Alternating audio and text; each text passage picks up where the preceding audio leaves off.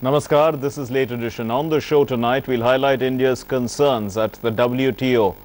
Now, at two recent international meetings, India has raised the concern of slow progress on the issue of permanent solution to its food security concerns, which are not being addressed or discussed.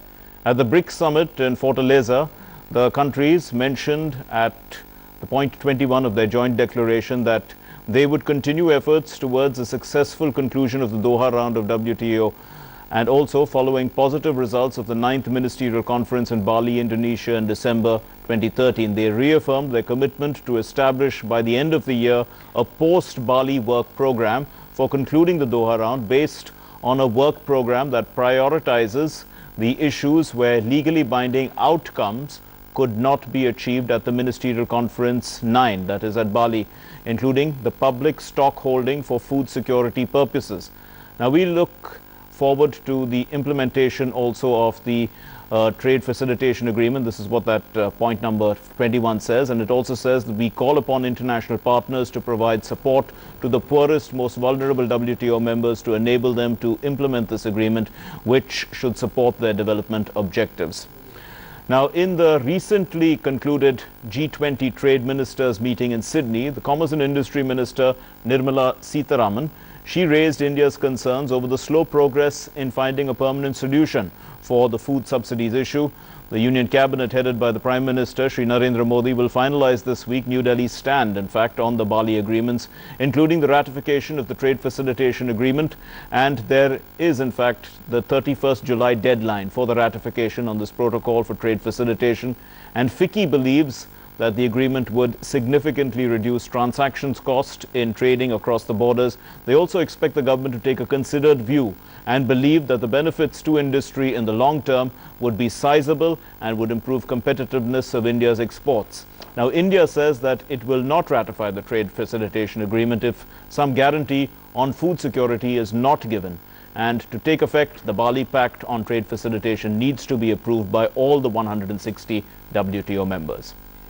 Well, joining us in the studio are Ambassador R.L. Narayan, former Ambassador of India, who has extensive experience in economic diplomacy, having worked extensively in the economics wing of the Ministry of External Affairs, and Professor Rakesh Mohan Joshi is chairperson of the International Trade Division of the Indian Institute of Foreign Trade. Thanks very much, gentlemen, for being with us.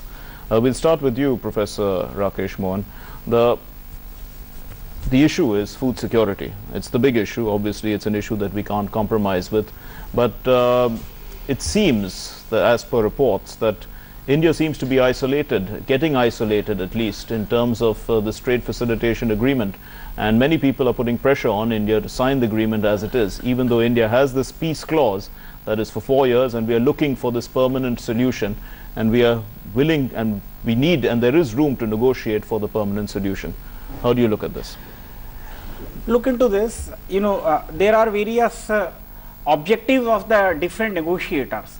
If you look into the trade facilitation agreement, basically in the trade facilitation will reduce the procedural bottlenecks in terms of the customs clearances, port clearances, right, licenses, all these things. So, goods will get easily moved across borders. Now, who will benefit by way of these trade agreements? I think it's a very, we need to understand that. If you look into India's share in the world trade is below 2%, almost 1.9% last time. China's share in world trade is about 12.3%. China is the largest exporter in the world, and right, US share is 8.8%. So major share is by the developed countries. Now their interest is to move their goods into the markets of the developing countries, sure, and all these countries. So their interest will always lie in trade facilitation. Sure. India, there is another group which is the industry group, which will like their products to be marketed across, and they will also always favor the trade facilitation so that the goods moves in. Sure. But if you look into the country of this 1.223 billion, our basic thing is to provide food security to the millions of people in this country. India, this problem is extremely crucial. If you look into the magnitude of this problem, India has got the largest number of people living in extreme poverty on the earth. Yes. 54 African countries, they have only 33% of the poor. And India also has got 33-34% of poor, more than the combined all African countries. No government in this country can overlook the interest of this vulnerable sector on food security. And I think this is the basic framework of all negotiations for all Indian negotiators at all multilateral forums at WTO. It's a well documented, Professor Joshi, and the fact is that nobody is expecting us to dismantle the PDS system or even the Food Corporation of India and its entire role of and this minimum support price. But then that is exactly what is being asked of us to be done. I mean, is it possible? Is it humanly possible to do that? No, it's because what do we ask? We are asked to reduce our subsidies to 10% of the total food grain production, and the food at 1986 prices.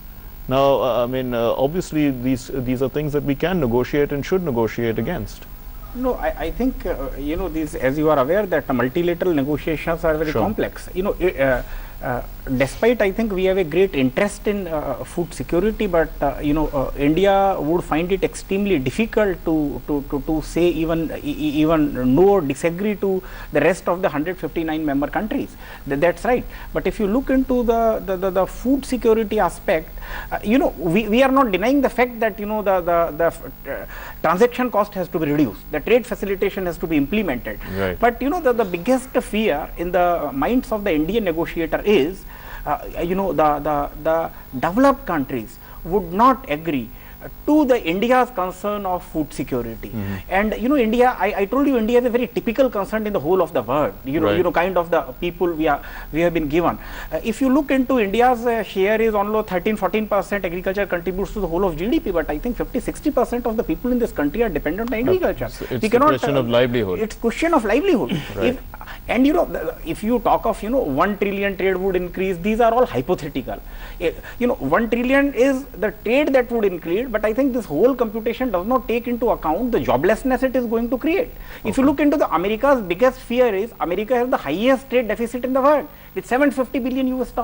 America's interest is to push their products into other market or to make them move into the market. Sure. So you know, it's a very crucial issue for India. And if you have seen that, you know, 20 meetings, 18 meetings have taken place only for trade facilitation. I think hardly 2-3 have taken place only for the working on the agriculture food security issue. So I think the negotiators are making a very calculated risk. Otherwise, I think the things because the other countries have no concern on the food security. It's very typical to India. It's very typical to India because of, you know, given the size of the population, given the so 10%, it's nothing. It is a pittance. Why is this unrealistic 1986 price being put in, Professor Joshi? You know, if you look into, you know, the whole agreement on agriculture, you know, this has been looks to be very distorted in favor of the developed countries. It's prior to the creation of WTO, these prices. Yeah. The only thing is the technical problem in 86 prices, because in case they shift it to the current prices, they have to change the entire agreement on WTO. That they don't want to do. But this is the technical problem. But otherwise, what has happened is, even the, you know, despite the agreement on agriculture, the US and Europe have hugely subsidized their agriculture, both for production as well as exports. If you look into the US subsidies, $120 billion, you know, the developed countries provide $300 billion of the subsidy on agriculture and food, which is more than 6 times the entire aid they give to the world. And if you look into the kind of the FTAs the developed countries have formed, you know, the research has indicated that they impose 4 times more tariff on developing countries compared to the developed countries. So I think there is a lot of cash that you need to understand by research going into those aspects. Argue within the structure that is already accepted, doesn't the buyer have a right? I mean, I think within the structure, the developed countries have to very clearly understand that India's stockpiling of the food grains and our system of MSP is not distorting the trade at the international level. This is basically for the domestic constituency, for the domestic consumers, domestic farmers. Rather, their subsidies, what they provide to agriculture, distorts trade. Because this depresses the prices of the grains, food grains in the international markets, and hampering livelihood of the farmers across the world. You find now the grains coming from America has become cheaper. 45% the share they have got in even the, you know, things like maize. Okay. So, fair so enough. that is trade distorting. Our providing subsidy either for stockpiling or for MSP or for distribution has nothing to do with the international trade. This is basically to meet the domestic constitution. Are the subsidies provided by the US and the EU to their farmers, are they trade distorting? They are trade distorting because their majority of, if you look into, the US is the largest exporter of the agricultural commodities as on date. So, their agriculture commodities are mainly for the international market rather than the domestic market. For most agriculture products, US is the largest producer. You talk of wheat, you talk of grain, you talk of maize, and they So are. are they required to give away with these entire subsidies? That's this what is they say they are going to do. No. $120 billion. No, this is how it goes. By twisting the WTO, the norms, they could retain the subsidies for a long period of time, and it was, I think, in the last phase of the WTO integration when some of the subsidies have gone down, but still they are maintaining a lot of subsidies. This is the basic problem. India, the agriculture is very vulnerable. If you look into the 12-13, the growth of agriculture was less than 1%, 0.9%. Right. 60% of the people who are dependent on agriculture, the growth is 0.9%. If we agree to anything which further hampers our agriculture, I think it will be suicidal, not for the farmers, not for the consumers, but for a country as a whole. Right. How the Indian negotiators can agree to that? What is the permanent solution, Professor Joshi? Before that, you wanted to come back on something else.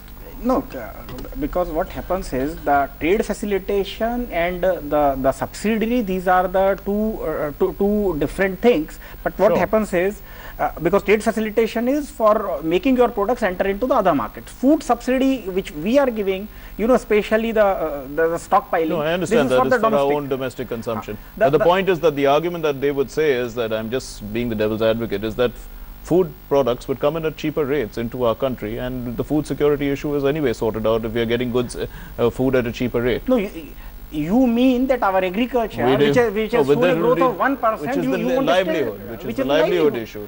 The livelihood issue is what's important. It's important. If this declines, then I think it's collapse of the people of this country. So I think this cannot. And one, I think if you come to the technical aspect of the WTO agreement, there is another aspect. All the countries have to, it is an integral part of that. You have to take it as a whole. You cannot take that you take this and you don't take this. And therefore, I think India is very right that if you want to go for trade facilitation, also go for the food security. You cannot put at abeyance. Okay. And if you cannot put it as an abeyance, you have to do it as an integral part of that WTO agreement. Right. And this is what we do, because all WTO commitments are binding Sure. on all its members. So one country holding up the rest is possible. I mean, if India doesn't sign, it doesn't go through. But let me Technically clarify. it is. Yeah. Technically it is. But for a small country to go against big country or community of nations, diplomatically looks difficult. But I think one country technically can hold. But if you look into the whole thing, in the WTO's retaliation, do you think a small country from Africa or Vietnam or small country can retaliate against So the India is majority not of a the small powers? country in that India is respect, not a small absolutely. country, and therefore I think we have got sufficient strength.